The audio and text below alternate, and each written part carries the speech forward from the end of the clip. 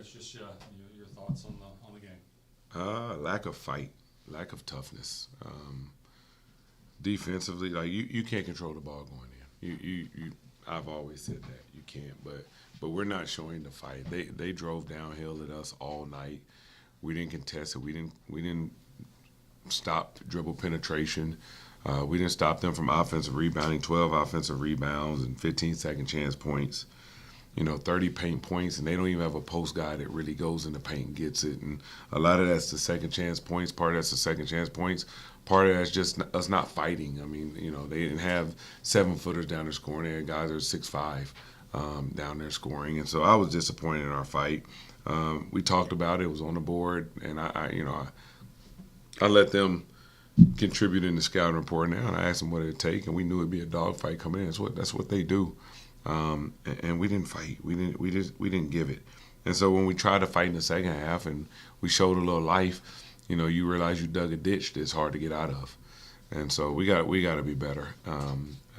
I told our guys, and I feel like this, and I know this to be true, the games we lost is when teams have fought us. Not when they've been skilled and made shots, and is when they fought us tooth and hand and nail and foot. And so we just got to be better in that end of the court.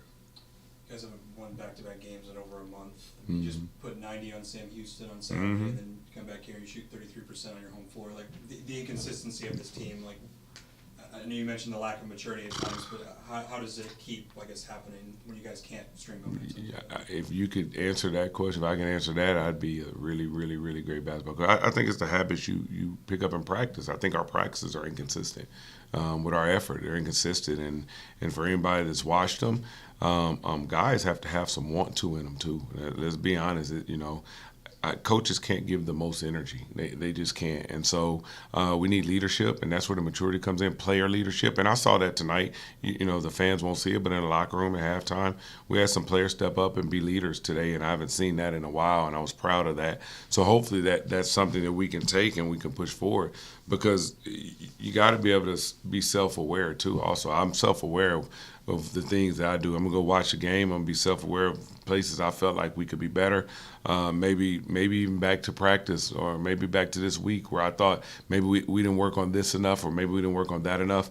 But there's ownership in every aspect of this game. And so we got to fight. I can't. No disrespect, I'm 46 years old. I can't go out there and fight on rebounds. I can't go out there and fight for closeouts. I can't be in the gap for them. They got to do that. We practice that stuff. And so they got to go out there and fight for what's right. And we know what's right. But maturity is being consistent. That's part of being mature. And so we got to do those things. 2 games in New Mexico State, they've obviously frustrated you guys offensively. I know you mentioned the physicality and the toughness that they bring. Is that something you guys thought they were going to maybe do a little bit differently this time, or it felt like it was kind of catching you guys off guard? No, that's the disappointing part. Yeah. The disappointing part is exactly what they're bringing at you. It's like going and play Navy in football. They're running a triple option, right? They're not going to come out and pass for 500 yards. They're going to run a triple option. You prepare for the triple option all week, and then they run the ball down your throat. It's the same way here. It's like we knew they were going to be physical. We knew they were going to be tough. We knew where they were going to try to get their points. You go over the plays, the sets. You understand their personnel. You get it, but then you don't go box out. But then they shoot a shot at the end of a shot clock where you actually guard a good possession, and they get the offensive rebound.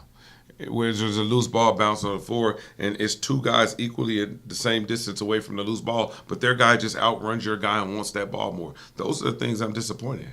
It's not the shots that went in.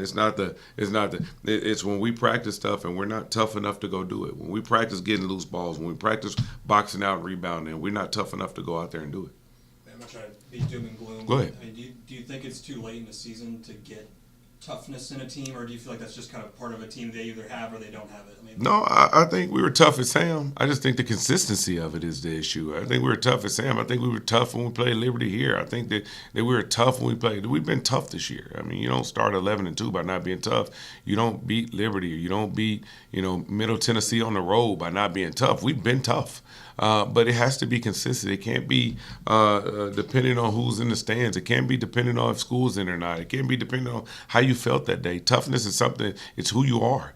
And we got to be tougher. And maybe it starts with me being tougher on them in practice. I'm pretty tough now if you've ever sat in my practice. But maybe I'm not tough enough, because we have to grow up really fast. You you obviously started AJ again, obviously after a great game on Saturday. Would you like kind of the idea of him starting again? It was more so just making sure Sean was healthy. I knew he'd play. I wanted to see how he got. I didn't want to throw him out there immediately and he'd be hurt. Just precautionary reasons.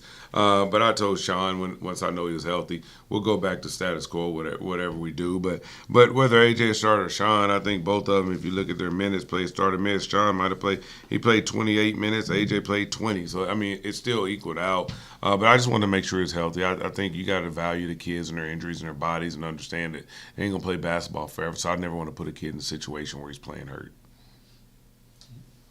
Thanks, Coach. Thank you.